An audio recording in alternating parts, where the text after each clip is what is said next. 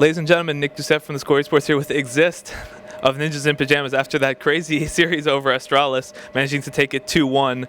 Let's just start right in there because the first two maps were actually quite one-sided, but the last map was super back and forth. Did you expect them to come back so strong heading into Train?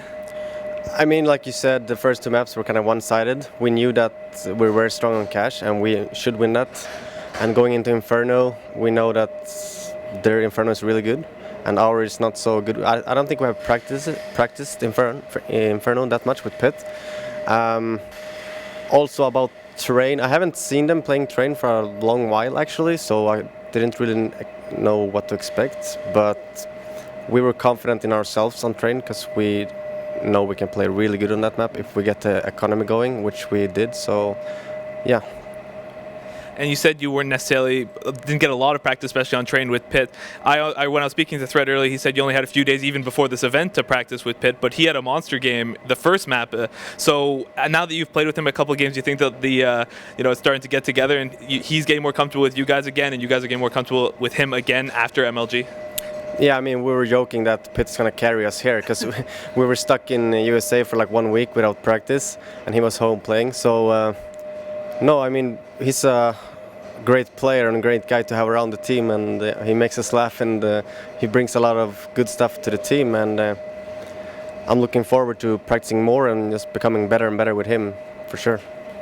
I was also speaking to Thread, and he said that one of the changes that he's brought around recently is that he's sort of changing up the roles a little bit, sort of round to round, get right, doing a little bit more entry work. In your mind, what does that sort of flexibility add to your team? I mean, having a guy like GetRight who's known for lurking, and he's like the best player in the world, and now Threat is using him very good.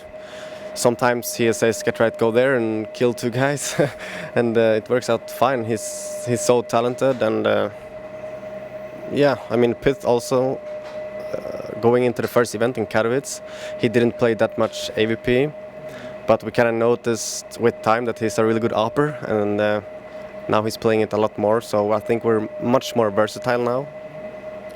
I want to go back a little bit since to the start of this group. We had Dignitas obviously taking down both you and Astralis, looking very, very strong, now leading this group. Overall, this has been a kind of an event of upsets and, younger teams like TyLoo making it through. What do you think has been sort of the catalyst for this sort of changes in terms of this specific event?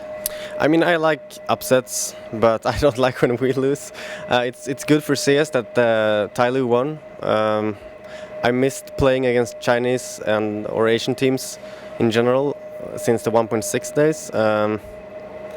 Also, I think one of the big factors why there were a lot of upsets is because all of the teams that were in USA, they were stuck there for like 1 week without practice, so maybe they didn't have enough time to practice here and they were kind of cold.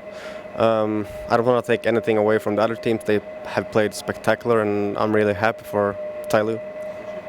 Another interesting development was, of course, the fellow Swedes, GODSENT, making it through. What does it mean to you to not only the both of you guys making it through, but potentially maybe a Swedish quarterfinal, maybe a Swedish grand final?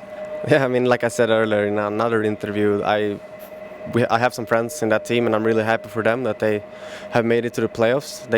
When they started the team, they had some tough times, but I'm really happy that they have qualified for the playoffs, and I'm also happy that we have qualified for the playoffs. And I think it means a lot for DreamHack in general to have 2 Swedish teams making it, so that's really good as well. And finally, I just want to close out. You guys drew a crowd even here in the studio. I think I saw Heaton in the crowd, and of course some other NIP, staff and faithful. What's it going to be like for you to play in front of the hometown crowd here in the Malmö arena? I mean, like you said, we have a lot of NIP staff here. We have our office and bootcamp house like 30 minutes away. So it means a lot winning here, and it's going to be the first time for us playing in an arena here in Sweden, which is going to be amazing. I haven't really seen it yet, how it looks. It's behind me now, so I'm going to check it out later. But yeah, it means a lot for us as a team to make it to the playoffs, and beating Astralis was really big for our confidence. Well, we'll be seeing you in the Malmö arena. You've got a day off now to prepare for what comes next. Thanks so much for taking the time to talk to me, Xizt.